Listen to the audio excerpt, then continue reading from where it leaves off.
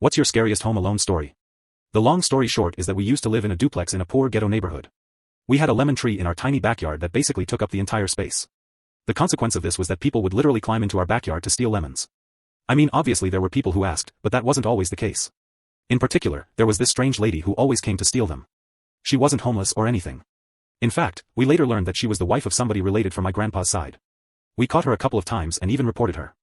I'm pretty sure she had some sort of mental disability. So one day, I'm home alone and I hear a knock on the door. I go check the window and there she is, peering in at me. She asks me to open the door. We have a security door, so I figure why not, since I can't ignore her now that she knows I'm home. I open the door and of course, she wants our lemons. I tell her no and that my parents have already talked to her before about this. She immediately starts yelling and cursing at me, slamming at the security door. I'm actually pretty fucking scared at this point. I tell her to leave or else I'm calling the cops. She's screaming at the top of her lungs about how selfish we are and calling me names. I then just close the door on her. She starts slamming on the security bars on the windows, still yelling. At this point, I'm like, okay fuck, I'm calling the police. When I suddenly hear noise from the side of the house. I immediately realize she's trying to climb the fence into our backyard. I didn't actually want to go outside and face the crazy woman, so I'm just standing there stunned, not sure what to do. I hear some loud banging and then looking out the window, I see her just walk away.